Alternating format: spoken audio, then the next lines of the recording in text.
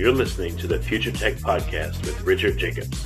Future technologies such as artificial intelligence, stem cells, 3D printing, gene editing, Bitcoin, blockchain, the microbiome, quantum computing, virtual reality, and exploring space are much closer than you might think. In fact, many early versions of these technologies are in play right now, and the companies that are using these technologies are the focus of this podcast. My goal for you, the listener, is to learn from these podcasts. You may very well learn something that may change the course of your life for the better, steer you towards a new career, or give you insight into addressing a thorny medical problem. Remember, this podcast and its content is informational in nature only. No medical, tax, legal, financial, or psychological advice is being given. If you've enjoyed the podcast, please listen, subscribe, like, and tell your friends about it. Thank you. Hello, this is Richard Jacobs with the Future Tech Podcast. I have Eric Cutler, the Chief Marketing Officer of Abacus Next. The website is also abacusnext.com. So, Eric, thanks for coming. Thank you. Thanks for having me. Yeah, tell me about Abacus Next. What's the premise of the company? Well, Abacus Next is the only fully integrated technology as a service solution provider out there that helps professionals manage and automate the complexities of their practice. We provide a cloud-based solution where we can give our clients access to any application, anywhere, from any device, all in a really compliance-ready, secure ecosystem. Our firm is 35 years old, so we're a 35-year-old organization, started out as a software company in floppies in the DOS days, and now we're about 500 employees. We're headquartered in San Diego with offices in Toronto and Edinburgh, Scotland.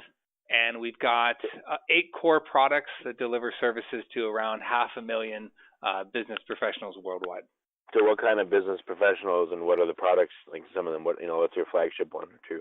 So our primary focus is professionals in regulated industries that are dealing with PII, personal identifiable information, right? So really sensitive data, focusing primarily around the legal, accounting, finance, insurance, and government clients. Our flagship product is we've got a couple really flagship products that we've either developed on our own or brought into our fold through acquisition. Those are Abacus Private Cloud, which is a fully managed private cloud for professionals to get off of IT and virtualize that into a private cloud environment. We've also got products like HotDocs, which is a document automation and assembly engine used in 4 out of the 5 top banks in the world. So we've got, like I said, we've got about 8 different products, and what's kind of unique, I think, about us in a number of different respects, but in particular, we offer and work with Fortune 100 clients, but we also can offer that same enterprise-grade technology to the SMB market. Let's drill a little bit deeper into the examples. So for record keeping and what kind of products are there, and then maybe we'll go to the financial side. Like, what do the products do? Sure. So I can kind of cross our value proposition across really about 6 different use cases. From a case management perspective, we've got a handful of case management platforms that are focused on different professions. So, for example, legal, accounting, CPAs. They require what some would think from the outside very similar functionalities, kind of CRM functionalities. But really, if you're inside a CPA, you really need very particular workflows. And that's what our platforms that are tailored to their market provide. Legal, no different. Legal, again, if you spend some time working with law firms, but outside, you might not think that.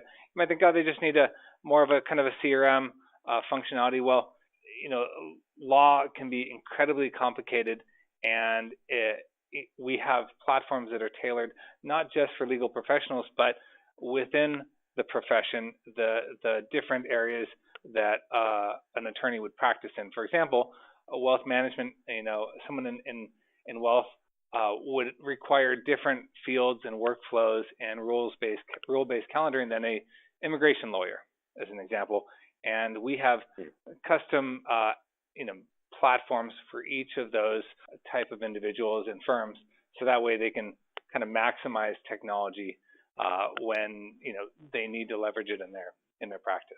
Well, let's talk a little bit more about lawyers, since I know about them and you do. What are some of the unique pain points they have, and what are some of those solutions you have that have helped them? Maybe pick a few practice areas. So I've learned a lot, and I've been with Abacus Next for about 4 years now, and I have learned a tremendous amount about how the inner workings of law firms vary from area to area, but also kind of the common thread across many firms. And one of the big common threads is the data security, right? There's a huge amount of sensitive client information which lawyers have a duty and obligation to safeguard. They have a legal and ethical obligation to protect their clients' data. In many cases, the individual or the firm's knowledge of how they're using technology and the true cost and exposure that they have and the risk is there's a real big gap there. And that's something that, a business owner may underestimate the cost of their technology, both the financial cost, but also the drain that technology can have to their firm by a magnitude of 5 to 10. It's really quite astonishing once you kind of get in the weeds of a firm to see how much that they've been exposed. And in some cases, they've already, had some actual real client data exposure, and they are completely unaware of it, right? Because as expected, attorney should be busy worrying about their firm and the growth and their clients, and not be experts in technology. In the same way that I would encourage you never to have me represent you in court, because I will do a horrible job. That is not my core competency, right? So I shouldn't expect that law firm decides to put the IT burden of running technology on themselves.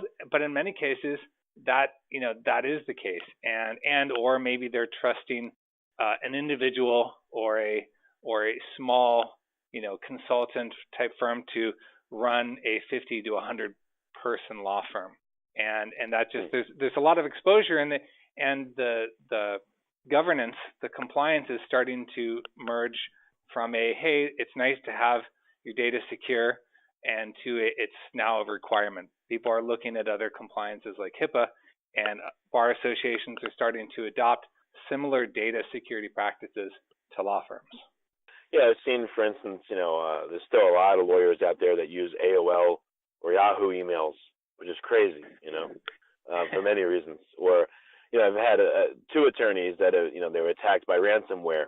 They had to, buy Bitcoin, for instance, and pay off the ransomware. Otherwise, all their client files are locked up and they're screwed, So those are just two examples I've seen being on the outside. What's interesting about that first example, the AOL address, I don't think, from a security standpoint, I'm 100% in with you, and that seems pretty logical when someone says AOL, you oof. If I also think there's the unknown cost of how that address appears and impacts new business, especially when you think of millennials. If you just grabbed a millennial off the street, which is now, let's face it, they're 40% plus of the workforce. They're going to be a bigger portion of many attorney client base out there, and a growing portion. If you grab them off the street, and I'm just going to stereotype, but I will, and say, hey, I'm going to give you an AOL address, they will look at you like you said, I'm going to ride a horse to work, right? And I think there's and this isn't necessarily, this is our business because we will help a law firm get off of AOL and migrate them into, let's say, a Microsoft, Office 365 environment. I don't think people realize how from a marketing, new business perspective, having a Yahoo address or an AOL address or other, like a Time Warner, .rr, Comcast, any of those, how that can look from the outside in. And you might be actually losing business because someone sees that and says, wow, if this attorney is still on AOL, they're probably behind the times from a legal best practices. And that's probably not couldn't be further from the case. further from the truth, but that's the perception. Perception can be reality, and then you have missed opportunities to get new clients. Yeah, that's true. That's definitely true. What about for some other verticals? What have you seen are some of the unique pain points and things that you address? Well, and I actually just had this conversation earlier today with a CPA firm. So I'll talk about CPA firms as an example. Okay. For CPAs doing taxes, they use what's called an electronic filing identification number, an EFIN. It's basically the key to filing for their clients. EFINs are unique. They're like a MAC address or a social security number for the firm. Each CPA has one, and sometimes they're actually passed down from generation to generation. I might pass it to, if I'm a CPA firm, I might have my daughter start working there, and then I look to retire, and she continues the EFIN onward with the firm. So cyber criminals know this. They know that the EFIN is key for a CPA to file taxes. So cyber criminals will break into a firm, usually in the kind of when everyone's scrambling, starting in February, in the coming months before April. They know that that's kind of when the activity is highest to kind of slip in through the side. And remember, most breaches take about 6 months on average to uncover anyways. So they'll slip into the firm, and then in an opportune time, the cyber criminals will actually file that CPA's taxes on the CPA's behalf, typically with overstated numbers, to get a maximum refund without getting rejected as a red flag. But they will change the return to a different bank account. So by the time the IRS and or the CPA realizes what's going on, clients have had their taxes filed without any involvement from them. The return's been redirected somewhere else, and IRS has flagged that EFIN. So that CPA is dead in the water from an electronic perspective. And if they're going to try to even continue business, they'll have to do everything manually, which, as you can imagine, is going to be a little lengthier, right? And worse, that CPA is all but dead, right? The clients will move on. And really, that's the kind of unfair reality of the small and medium business in general. Because if you look at something like, let's take the major cell phone carriers and pick on them, for example. All of them have had a data breach, right? Despite giant security, despite technology budgets. So if you're a customer that's offended by that, well, you kind of really have no choice. The carriers suffered a breach, and what happens? They send you a nice letter that says, sorry about that. You were a customer, or you are a customer, and we had a data breach. Your data was exposed. Here's a free year of Experian, and we'll see you at the next billing cycle, right? Yeah. If you think about that 20-person CPA firm in Austin that got breached, you follow the same thing. You get breached, you send the same letter out to the clients. Sorry about your data was exposed. Here's a free year of Experian. I can't wait to do your taxes. Well, will those clients come to you? They're not going to come to you. Yeah, they'll run away. And they'll run away. Yeah, they'll run the opposite direction. And it's unfair because that 20-person CPA firm in Austin, Texas doesn't have a CTO. They certainly don't have a chief security officer with a $100 million budget. But that is kind of the reality, is that the bigger businesses were so numb. We as individuals are so numb to the headlines that the stock might take a little clip and it just kind of gets buried. Nothing happens. Everyone still uses them. The small to medium business, that CPA firm that loses their EFIN, they're not only having to start all over again from scratch, they lose business altogether, and now you've got 20 employees looking for work, right? And that's, for me, that's part of the reason why I love being at Abacus, because we really focus on helping those small and medium businesses fortify their defenses and not have that kind of exposure. Well, is it a perception from the small and medium-sized businesses that, we can't afford to protect the data, we don't know how, so just forget about it? Yeah, I think it's a combination of things. I think sometimes they think that they're protected, and just you don't know what you don't know. I've got a router. It has, it said on the Linksys box it comes with a firewall, so that's fine, right? Not realizing, well, routers you have to update the firmware, right? When was the last time you updated firmware? What's a firmware? Exactly. No clue, right? There's right, and there's so much detail that can go in, and now it isn't It isn't like when I was a kid where, hackers it was a very manual job. There was no scripts. There was no automated system. Now, there was no market, really. I mean, nowadays we've got a couple nefarious countries out there that it's practically one of their top 5, top 10 industries that have shops, paid shops, professional shops running scripts, scanning constantly for holes. And it's just a lot for that small to medium firm to keep up with. I can't expect them to keep up with that. I can expect that CPA firm to do my taxes, in the best way possible because they've been doing that for 25 years. Can I expect them to stay on top of the latest, Cisco release, schedule and understand and, QA that Microsoft patch before they deploy it to their environment in case it's one of those screwy, Microsoft patches that kind of goes a little sideways and Microsoft has to recall that. That's all that kind of stuff is really enterprise grade, technology and resources, and that small to medium firm just usually doesn't have the ability or even know that's possible. And they might also be reassured by things like, hey, I have a backup, right? Every Friday I have my USB drive, I back up a couple folders to that and I throw it in my glove box and I head home, not realizing that that is certainly not a backup. That is not business continuity. People confuse backup with business continuity. And, in the grand scheme of things, if someone takes that USB drive, you've not only not, kept your business safe, you've now just given the valet attendant or whoever grabbed that whatever was on that backup drive. So there's just a lot of misconceptions out there. And I think that, unfortunately, there isn't a resource that covers them all. You really have to find a good partner, whether it's Abacus Next or whoever that is, to help walk you through, what your setup looks like today and where you need to take your firm. Well, how do you sell the product without scare tactics? And what are like some of the common objections people have, like, oh, we're small, no one's going to bother us. We're just a 5-man CPA firm or something, a 10-man law firm. It's a great question. I think certainly the available stats don't lie, but I also think they themselves, you can kind of get lost in the statistics. For me, when I see that the average employee receives, I think, about 12 to 14 phishing emails a day. You talked about ransomware earlier. That is really prevalent. But you're right. It's hey, they're trying to attack Target or Verizon or the city of Philadelphia. Why, what interest of, a hacking group, cyber criminals do they have with my 15-person law firm in Orange County?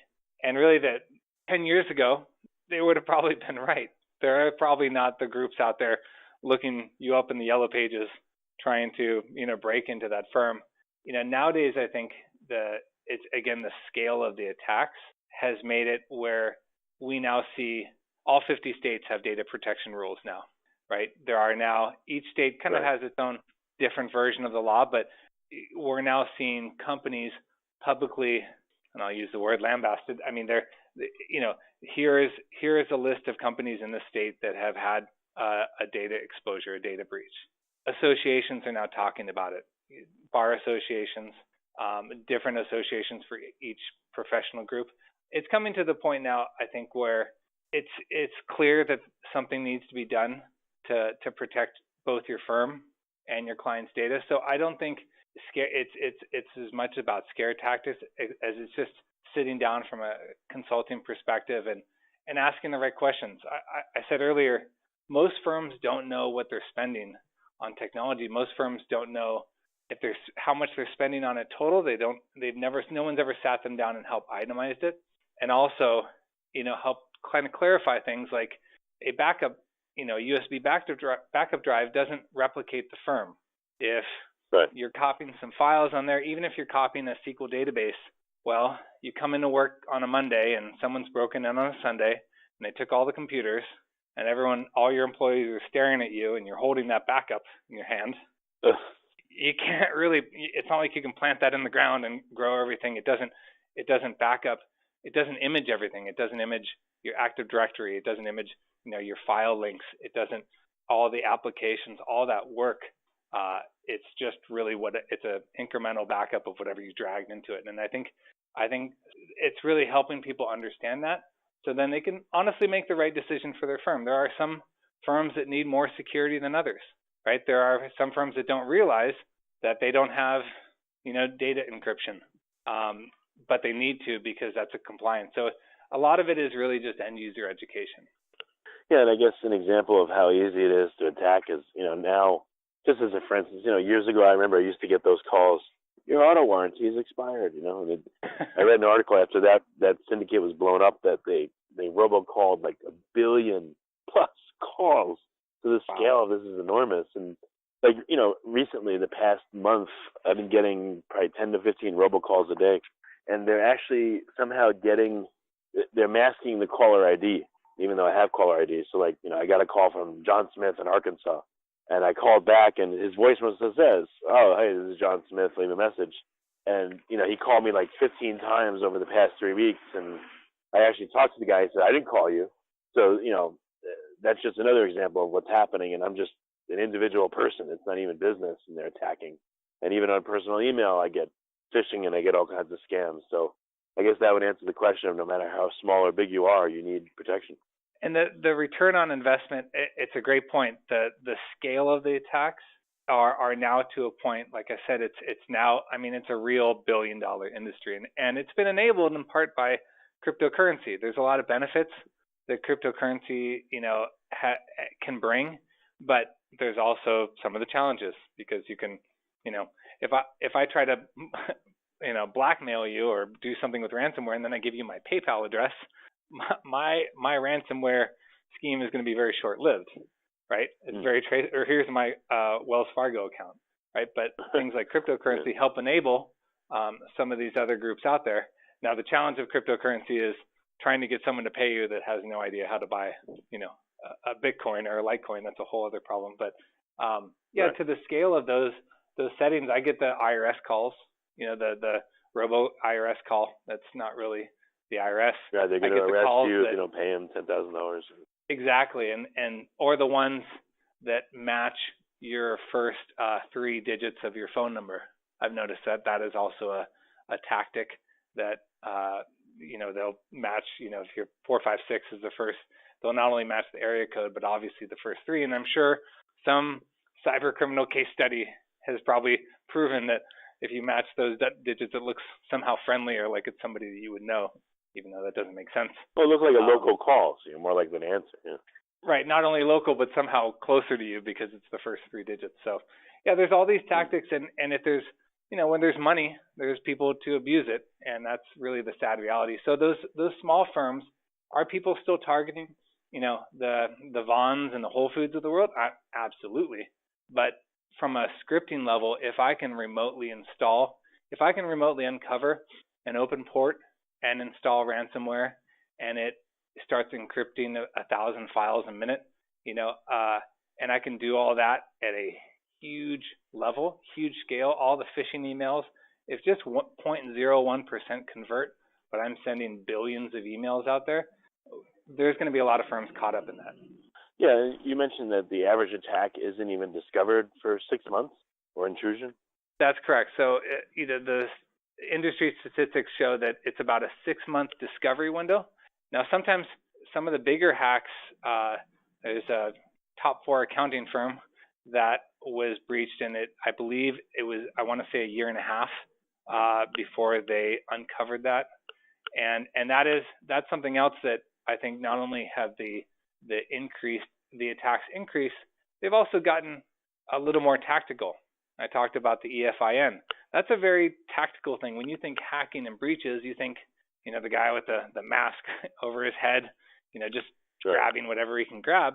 This is something where I'm going in and filing taxes to get the return transferred to a different place. There's hackers that go in. There was a pretty famous one on a law firm on the East Coast that was working with 2 firms that were about to be acquired, I believe by Intel, I want to say, and hackers got in and essentially got that information, right, and understood that they were in the final negotiation stage, and they put money into the stock market, right? So They weren't there to steal credit cards or social security numbers.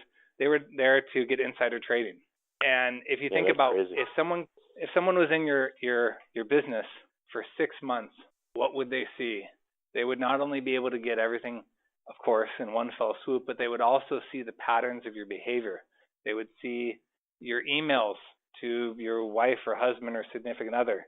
They would know when your vacation schedule is like. They could just sit there and not do anything, but completely map out everything that's going on in your life, as well as take that opportune time when you're going to go on that Alaskan cruise and be offline for a week to then take control of your email, to then talk like you, even if English isn't their first language, and do some really major damage, right? So that is the truly scary part is there are firms probably, with employees listening to this podcast that have an intrusion that aren't aware of it.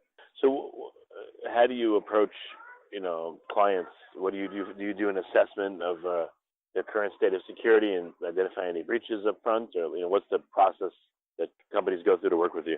Yeah, so you're absolutely right on the money. We first do an assessment, both understanding from the stakeholders in the company, what the environment's like, understanding what their goals are. What are their technology goals? Some firms have.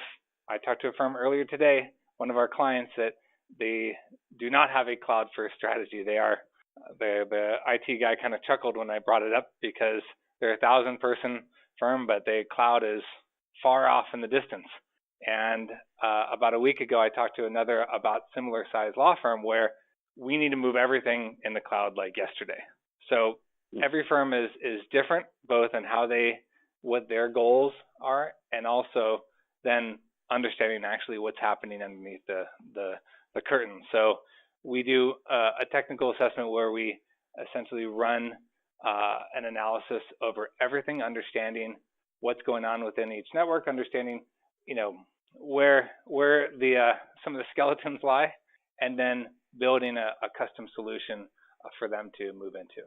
So, we've been talking a lot about security because that's the most adrenaline triggering stuff, but you have other products like you mentioned. So what are, some of the other reasons that firms will work with you? I guess you mentioned, they have a lame CRM that needs to be updated, their perception, having branded emails. What else do you do majorly for companies?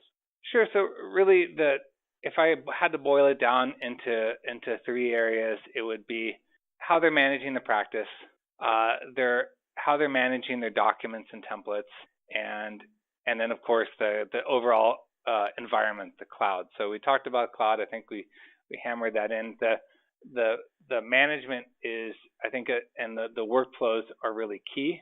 And we've got a number of, as I talked about earlier, a number of different ways to help a firm succeed. A lot of times firms are doing really repetitive stuff that they don't realize can be automated.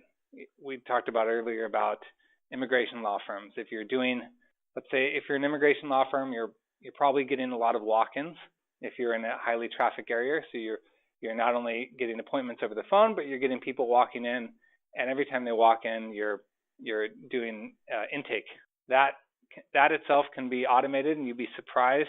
I mean, how many businesses, if you go into a dentist's office, it can be a crapshoot of whether or not they have a system or a clipboard. And there's more often than not, businesses are still doing double or triple the work that they should be, as opposed to having a tablet out there that intakes the system and automatically, pulls in that information and does maybe additional workflow after that new prospective client information is received.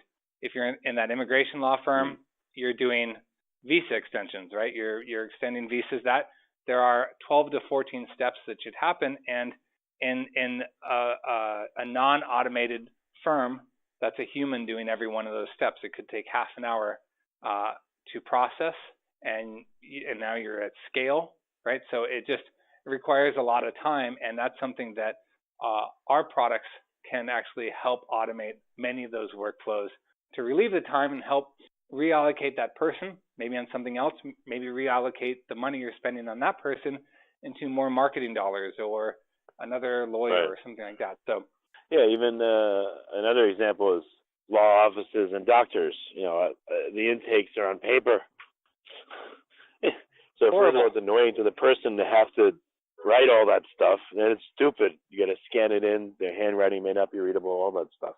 So I think it also, doesn't it send a message to you if you go into a business and you're filling it out by hand versus a computer, kiosk, or a tablet? I think again, sometimes it's an increasingly competitive field out there for almost anybody, unless you have the benefit of just being so great it isn't. But most businesses, most firms out there are competing against somebody else, and that first impression, right, can mean a lot. Whether that's the AOL address or your domain.com address, whether that's coming in and seeing the kind of beat up clipboard with a piece of paper that I then have to hand to the man or woman behind the counter, right, where then they type it in, right? It's kind of nice when you go into a business and they have everything all automatically set up. They have a form online that it consumes it into their CRM or practice engine. That is, I think, I feel, and I'm a technologist, but I'm a total geek about everything, but I feel a little more comforted to know, hey, they kind of have their stuff together here, right? So I think that's kind of the trade-off, though, is the firms that do have that stuff, the businesses that have it, they do it in a way that just feels dehumanizing. So even if they have that kind of stuff, it's like, don't talk to anybody here. Fill this thing out, on the iPad or whatever, and they still do it the wrong way, in my opinion. True. I can provide feedback for that, but that isn't something that we train on. Okay. Well, actually, if you don't mind, just let me know your thoughts on it, and then we'll move on. Yeah, I think there's how you implement technology and how you leverage from it. I don't know that many people realize that technology can be a differentiator against a competitor. You might be in the accounting space and have local other accountants, right, that are kind of competing for the same type of business, and if you don't talk about it and somebody else talks about it, that could be the main reason, and you'll never necessarily know why they went to a competitor. So I always kind of think about how I can help educate our clients to give them a little bit of an edge, even more value than what I think that our technology provides to them.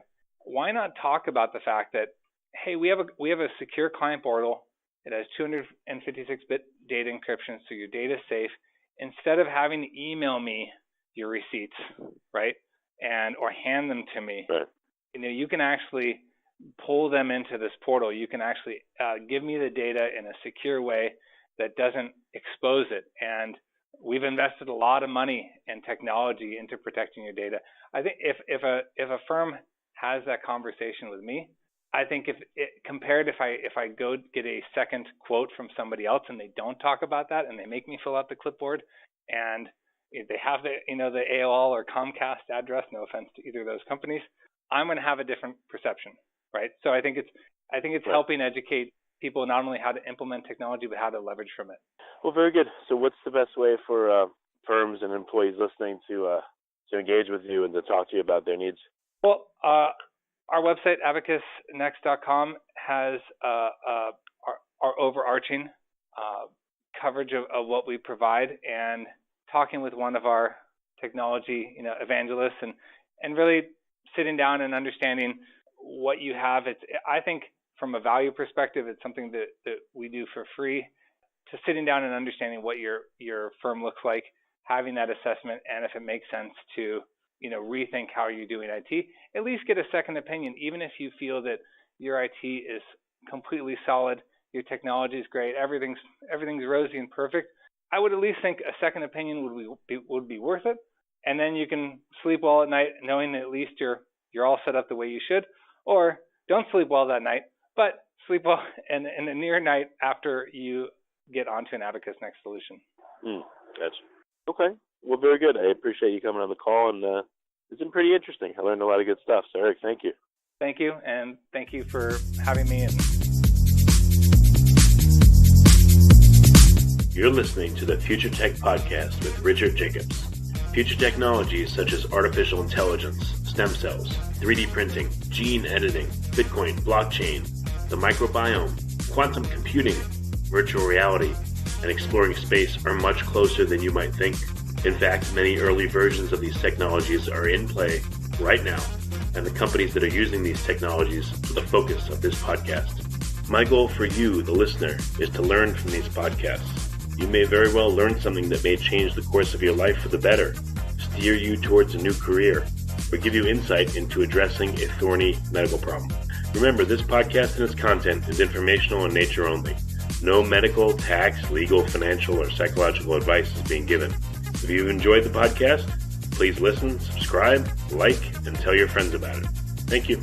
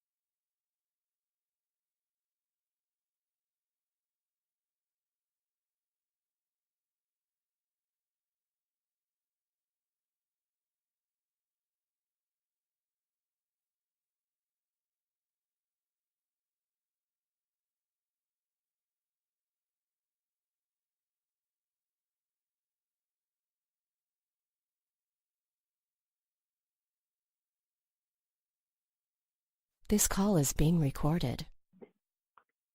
Hello, this is Richard Jacobs with the Future Tech and Future Tech Health podcasts, and I have Dr. Ellen Berg. She's the founder of a company called Alto Predict. So, Ellen, thanks for coming. How you doing? Great. How are you? Good. Tell me about Alto Predict. What's the premise of the company? Yeah, so Alto Predict is a data science company founded to promote adoption of non-animal alternatives for product safety testing. It's focused specifically on human in vitro technologies.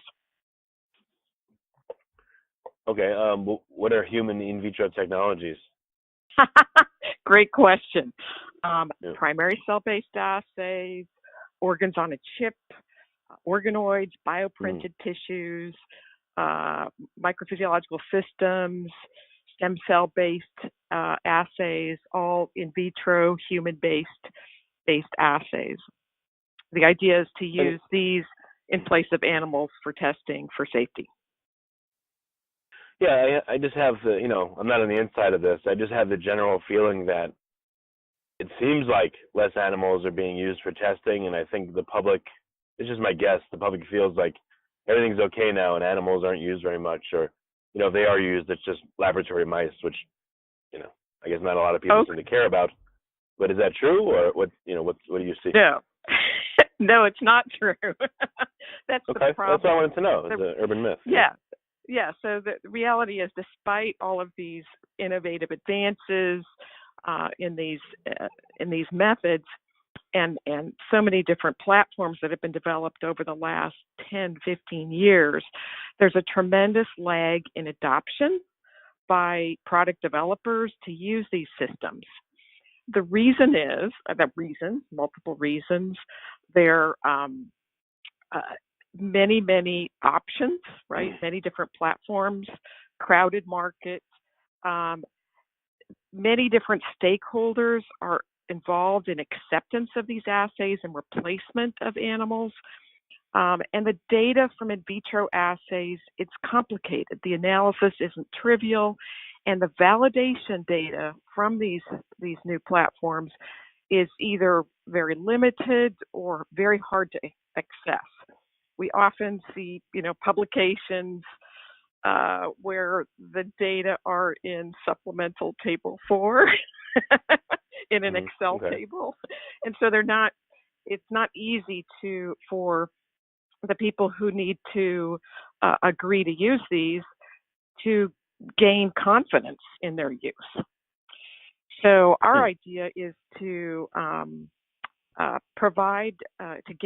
build a platform that provides easy access to this validation data. So we're going to collect it and integrate it, along with building specialized analytics and data visualization tools, sort of bring business intelligence analysis to this complicated scientific data.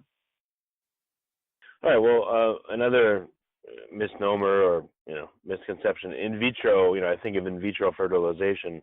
That doesn't mean in the body. I think in vivo is inside a human body or inside an organism's body. But what's in vitro? That's correct. Outside in a dish.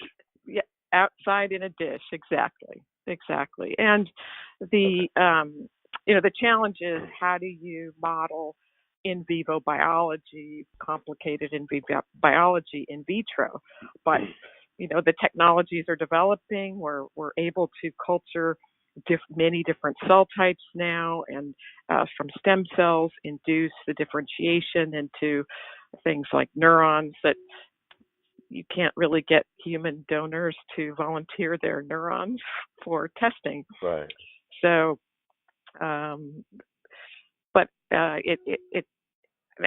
and I think one thing that hasn't been appreciated is that toxicology, safety testing is just a very conservative discipline, and people are very cautious to adopt new things unless they're really sure it's going to be better. So we need to apply now data science to pull together all the data to evaluate these platforms and test them really well and determine whether or not they're predictive and for whatever application product developers need. Well, what's the assumption? That animal models are predictive, or they're just some points of data along the path towards a clinical trial, or what's the common perception right now? Yeah, it's legacy. The concept many years ago was, well, if something is toxic in an animal, it's more likely to be toxic in people. Absolutely true. However, as we have learned more and more in depth about the mechanisms of toxicity and the drug mechanisms, we now appreciate how different animals are. Even their, gene sequences are slightly different enough to make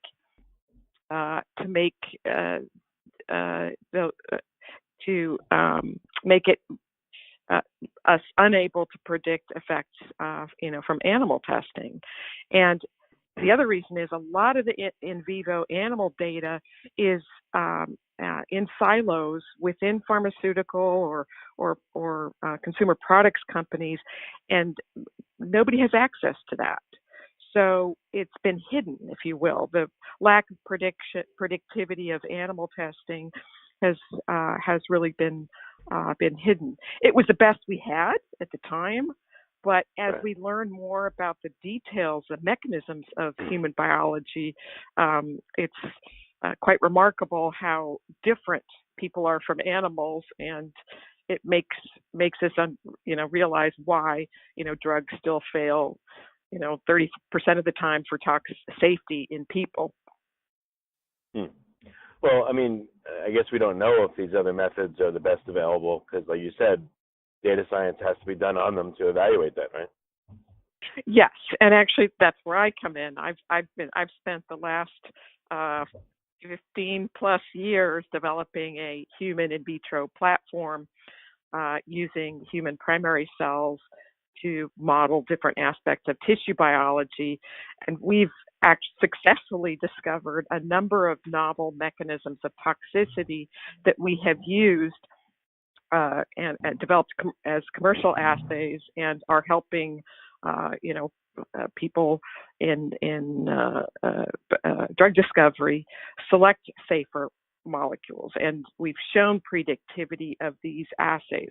So that's where I come in, because I have had the experience of once we identify assays and test them and show, do the work to show how well they predict human outcomes, we just can do the same thing for many other different platforms. Hmm. All right. So what is, I don't know if the word typical is right, but what's an example of your platform? What constitutes it? And, what have you tested it on, for an example?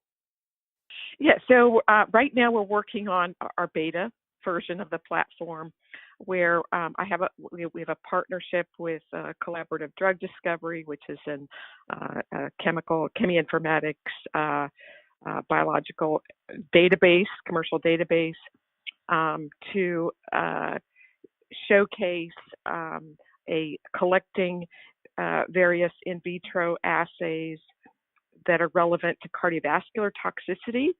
And the area we're working on is the tyrosine kinase inhibitors, which is our class of drugs, oncology drugs that are efficacious in oncology but cause cardiovascular toxicity. And we pulled together a number of different assays that covered different mechanisms of cardiovascular toxicity. And I think the field hasn't really appreciated how many different mechanisms there were, and that this particular class of inhibitors actually hits, some of them have different mechanisms of cardiovascular toxicity. This is important because if you're going to, yes? Right, okay, let's get some details. So what's the goal of the drugs, and what do you mean by toxicity? What happens to the heart? So cardiovascular toxicity outcomes in patients would be increased heart attacks, hypertension, so you get increased blood pressure, or you're at risk for thrombosis, stroke, and those sorts of outcomes. And so what we see in the clinical studies with drugs like trametinib or Mekinist, which is a drug that's used in melanoma, is that there's an increased number of patients who take that drug who have cardiovascular these events the number of events are increased. So when we started to look, the pathways that are commonly thought of now, and what are the new pathways that it looks like you're figuring out? Yes. So most people for cardiovascular toxicity, they test heart cells. So these are cardiomyocytes, and there's some nice new assays using induced pluripotent stem cell derived cardiomyocytes, and they beat in a dish.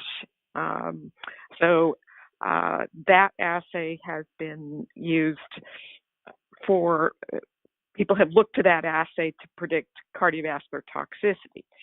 Well, it turned out for trametinib is that it wasn't active in that assay at all, but it was active in a different assay that modeled the atherosclerosis type of biology. So that's where the vasculature is inflamed, and that can also result in increased cardiovascular events, for example. And when we looked at a number of these different kinase inhibitors, we found that some of them were active in the cardiomyocyte assay. That's measuring arrhythmia. And then others were active in assays that measured thrombosis potential. And still others, like trametinib, were active in the assays that modeled this, atherosclerosis or hardening of the arteries type of biology. And so just in our case study that we're working on now, we could see that this would be very, very helpful for our stakeholders to be able to look across different assays and understand where they might be predictive of human outcomes and get comfortable with them. So that's the type of projects that we're doing. Well, how do you know if an assay is predictive or not? If it still has to go on a path of multiple years to see if in actual people, I don't know what phase it is of a clinical trial, for instance, but where Yeah. it's actually used in people. And then you'd have to go Yeah, back so to the assay and say, it was predicted here, but not in the people. So we're lucky because we're in these assays.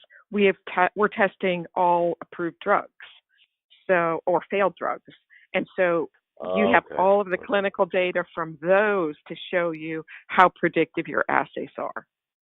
And that's Very really smart.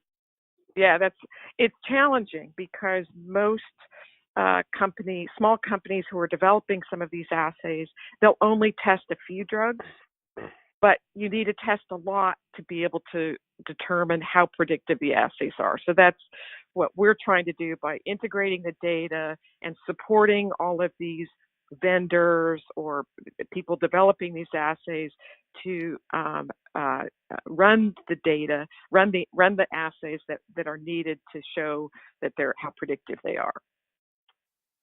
Do the failed drug makers want you to do this, and the successful or approved drug makers not want you to do this for fear that it may unmask problems with their drug? They've gotten over that. The water's under the bridge, right?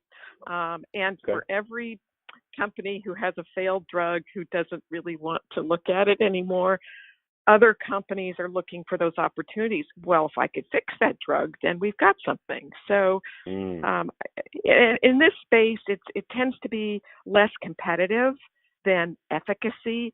So there's a lot more sharing of results among product developers in the safety testing area. So it's a little bit easier than some other research areas. So you mentioned, I don't know, 7, 8 different kinds of assays, organoids, other stuff. What assay are you? I would guess you're focusing on. I know it's condition dependent. I know, but what type of assay are you focusing on? And tell me a little bit about how it works. Yes. So I'm interested in integrating lots of assays. The platform that I co-led the development of has 60 plus assays with many other endpoints. So I'm used to looking at a lot of different assays for different types of biology. And I'm interested in in particular assays that have been scaled and are shown to be reproducible. So is anything that and has a reasonable scientific rationale and that are available, especially commercially, so that you can run the reference drugs and generate a large data set from those. I think that's one of the actually more challenging aspects. There are a lot of academic groups who will run an assay, but it's not particularly reproducible. So, you can't make a large database because it's not reproducible from day to day or week to week or whatever. So just by focusing on those that have undergone some optimization and effort to get reproducibility, it's a reasonable number of assays, and we're about the data anyway, so the more data the better. Well, I would still think that for instance, organoids, maybe a heart organoid is well understood and pretty easy to make, but a kidney one is still impossible to make. So I would think you'd have to focus on maybe a cell type that works to make 8 different kinds of assays for it. So then you could really get a robust sampling. Then you could test, 100 different drugs that affect just the heart. You're just using heart cells, and heart cells are great because you could do 7 different kinds of assays, and they're repeatable and all that stuff. So I would think you would have identified that, right? Yeah. So the challenge is the more complicated the system, so the like organs on a chip, the fewer, the lower throughput there is. And so it's very difficult to get enough data to even be confident that your system is showing the biology you expect. So there's there's a challenge with very complicated systems, and we've had more success where we have tried to just model a particular aspect, maybe a few different cell types, or not the entire organ, Mm-hmm. but a particular set of biological process that captures an aspect, and then by combining these together, that's where you can cover more of the biology. So this is kind of like the example you gave, the heart. Maybe you can't reproduce a whole heart, but you can reproduce part of it that's responsible for the beating aspect only, and then you look for arrhythmias, from 100-something different drugs, and then maybe you add in another aspect of the heart, Yeah, yep, exactly. And we've had success in doing that, so that has certainly inspired me to just expand the data that we can put together and try to connect the knowledge that we've gained by testing all of these drugs and experimental compounds in these assay systems. We've learned a lot about how biology works. So it's been very rich and very exciting. And the idea behind what we're doing is to actually make this reference data, validation data, completely open and transparent, because we need that to have our stakeholders be able to have access to the validation data and be comfortable in these assays that for them to bring these on board. So you're not having to give away some of your secret organoid sauce. So tell me about this, right? Yeah, so it's about, but what people really want is they just want to know, they want to see that it works. They're more interested in that it works. The secret sauce remains with the different vendors who are running the assays or developing new ones. So what kinds of things have you learned about biology that most folks may not know about, or you didn't know about before you started doing this stuff? Most people don't appreciate the hierarchical nature of biology. So, you've got a molecule, DNA or a protein or a drug that might interact with a protein inside a cell. That protein actually interacts with other partners, right? Complexes, pathways, and then pathways interact with each other inside cells. Cells interact with each other in tissues. Tissues make up organs, and there's all this communication between organs until you've got the whole system, the whole organism.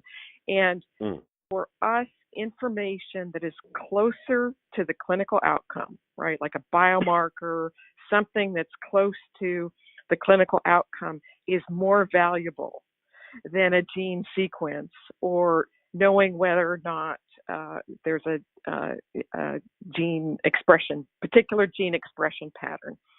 Genes are, I think of them as the lowest level. It's like the alphabet, right? And you can't build your understanding of a system by looking at the letters. Because there is all of this modularity and hierarchical organization that you cannot tell from knowing gene sequences or gene expression. So I think that's the problem, because you have to be reductionist in order to be able to do this, but you can't be reductionist because everything is interconnected and has a hierarchy. So what do you do?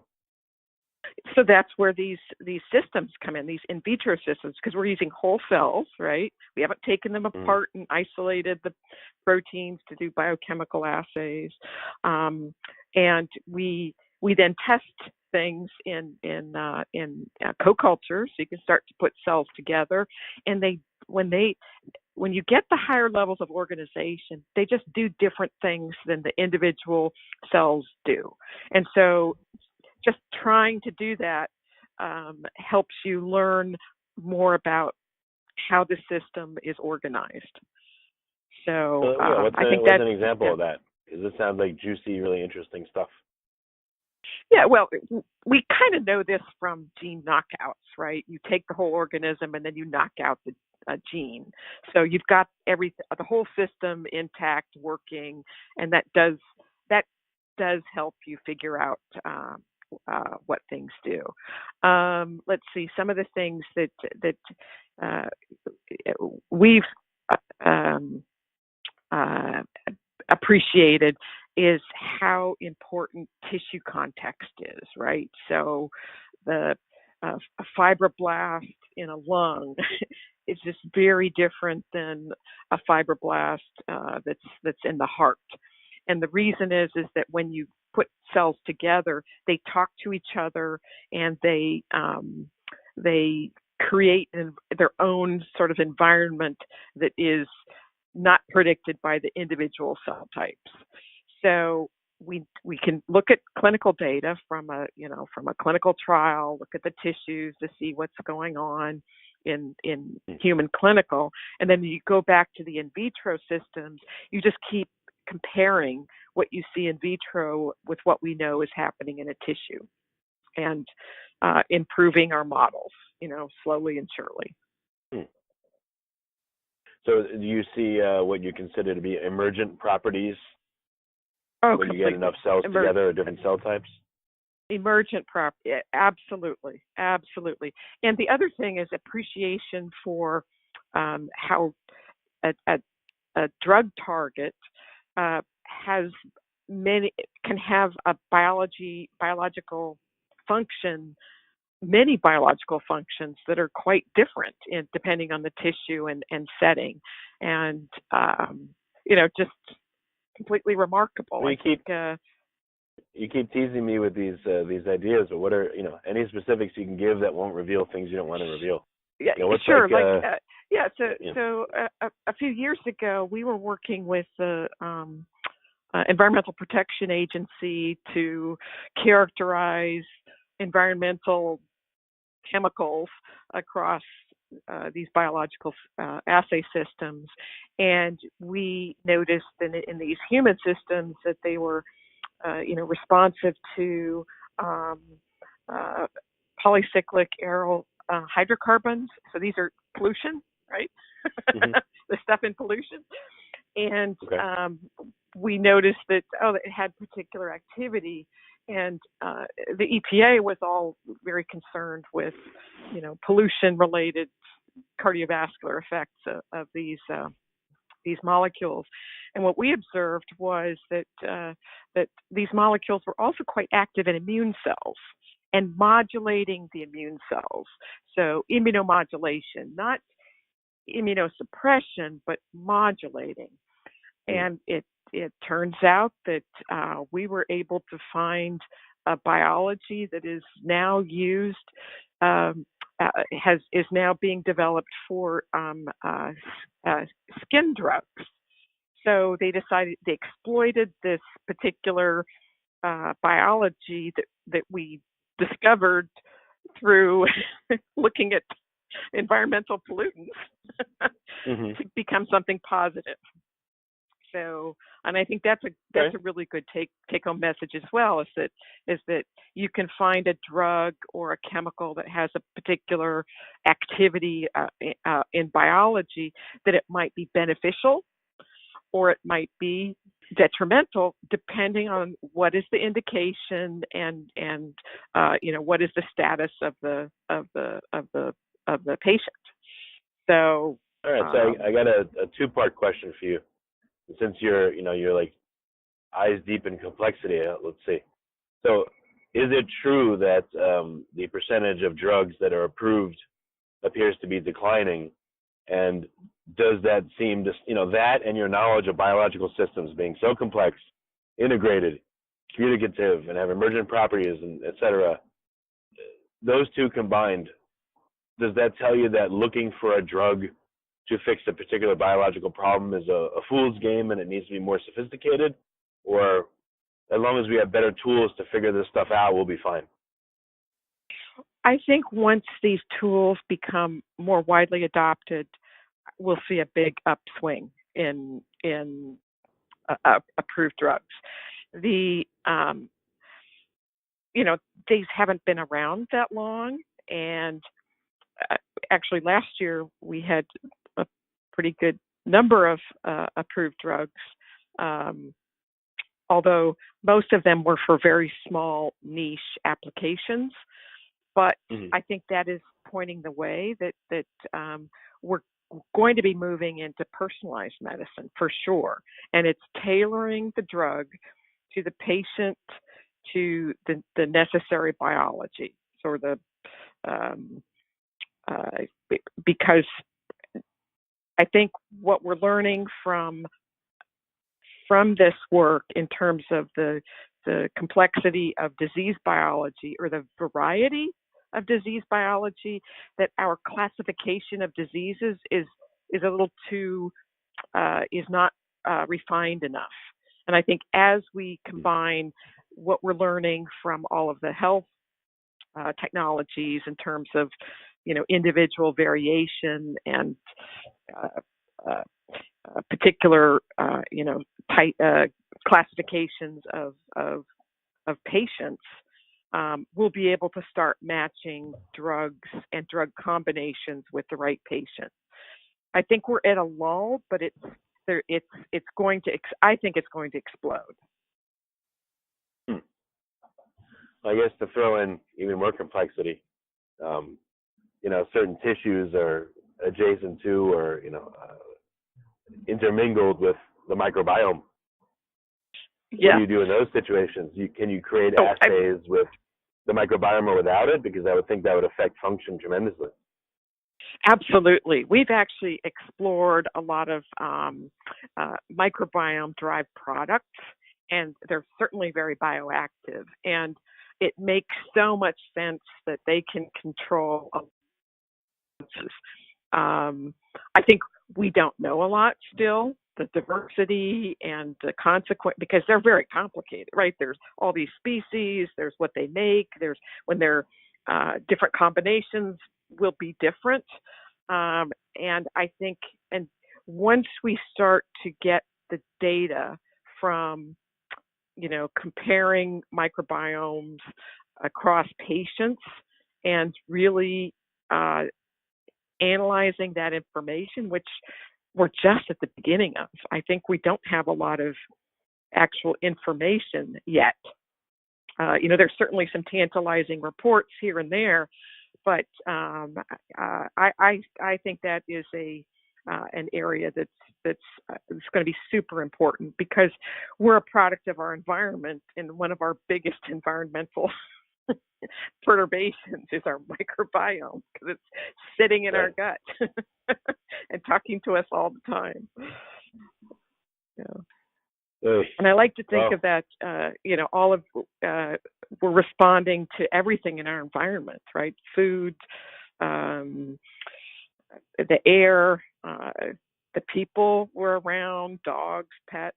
So we are exposed to all of these inputs all of the time. That's why I'm surprised that drugs work, because it seems like I don't know, just like my personal theory is that it seems like, I guess, we were lucky, for instance, with antibiotics. They were like the low-hanging fruit, and perhaps they're all gone, or there's very few left. And what's the next complication we'll have to do, or the next sophistication in order to help people with disease? It involves so many things. It's like, I don't know how your brain doesn't melt down trying to figure out what to do and what complexity to have and not have. It's hard. Yeah, and I think we have a problem with legacy thinking. So Alzheimer's, right? The researchers are so wed to these old theories, and they keep running the same experiments and trying to prove the same, mechanisms, and they have not worked.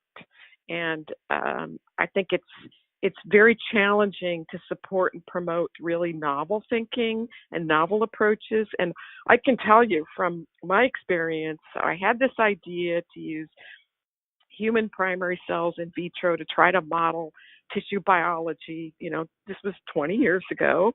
And I thought for sure, and we started putting together some assays, and they were really helping us learn a lot. And I thought, oh, everybody's going to do this.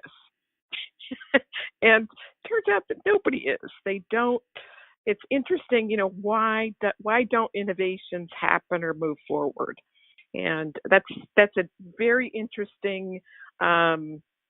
It's psychology, it's legacy, and it's overcoming a lot of these barriers. And it's very hard to get novel things published. I'm not going to name any names, but I had a very hard time getting a paper published because in the field it was believed that this particular protein could not be made by a cell type that we had identified it being produced by, and couldn't get the paper published. So yeah, it always comes down to people. Yeah, and I guess when you have opinion getting in the way of science and fact and evidence, we got a big problem. It's going to make it even harder to figure out treatment. Yeah. Yeah, and I think the technologies are getting so complicated that not enough people are experts, and this is a particular problem in data science, in the life sciences, because there aren't a lot of experts. We're not training our biological researchers in really good data science, and so we're missing out on a lot of good work because we just don't have the people to analyze the data. Well, before we wrap up, any other case studies that you really liked or you thought were fascinating, or emergent properties that just you were shocked at? Yeah, that's a great question. I'm shocked all the time. One thing that I love about this work what are they? is that we learn new things all the time. I was particularly surprised that antibiotics were very active on normal human cells. And so some of these work not only because they attack the bacteria or, target organism, but because they actually recruit human biology. Another interesting thing is we did some work with material science, and these were implant devices, and they were concerned about a reaction in clinical trials to some of the materials, but not others. And so we were trying to find out what's wrong with this material that it causes this reaction. And it turned out that it was actually the comparative materials were interacting with the human biology and suppressing. So it was the control samples that were active, and how they recruited the cell responses was just very interesting. So that's one interesting and exciting application of these in vitro technologies is you can test all kinds of things in them, and extracts and natural products and as well as drugs or any consumer use products. Is there not a need then for an IRB, since you're not working with a living creature but just living tissue? No, what you do want to do is to make sure that the cells, if they're taken from human donors, that they're consented appropriately. So that's something that you need to pay attention to. But with new approaches for growing cells and expanding them, it's pretty easy to get enough cells these days. And of course, through IPS technologies, the stem cell technologies, they're manufacturing buckets of cells. So that's not so much of an issue. Interesting. Okay. So, what's ahead for the next 6 months to a year, and then maybe 3 to 5 years for your work? What are you working on right now that you're most excited about? What's coming? Okay, so right now for Alto Predict, we're focused on getting our the portal up and some data visualizations in place, and so that people can explore the data, and our group of collaborators can help us improve that and tailor that. We have many different organizations have offered to donate data and expertise, very interested in this. Obviously, I'm part of some groups that that are their goal is to promote the adoption of these methods. So these are American Society of Computational and Cellular Toxicity, ASCCT, Society of Toxicology, groups, governmental organizations here in the U.S., for sure, the EPA, NTP, NIEHS, FDA, and there are a lot of NGOs that are very involved in helping us do this. Physicians Committee for Responsible Medicine, the Humane Society, their Biomed 21 program. So there's a lot of groups who are supporting and helping us put this together. So that's what we're going to be working on in the next 6 to 12 months is getting it going, building the community, getting feedback from research scientists to see how the data visualizations, how useful they are, and then helping different assay developers get access to researchers who will visibility to their platforms and help them commercialize them. So that's what we're doing there, for sure. Okay. Yep. So what's the best way for for listeners to maybe get in touch, questions, collaboration, that kind of thing? What are some resources for them? Yeah, so we have a website, altopredict.com, and occasionally we have a Twitter account, so either there on Twitter or at our website, they can stop in. There'll be certainly a lot more news coming in the next few months through the website, but that's probably the best place. Okay, well, very good. Well, I appreciate you coming, and it sounds like you have 10,000 lifetimes of work ahead of you, but it's exciting stuff. It's all fun. Very good. All right, hold on a second. All right.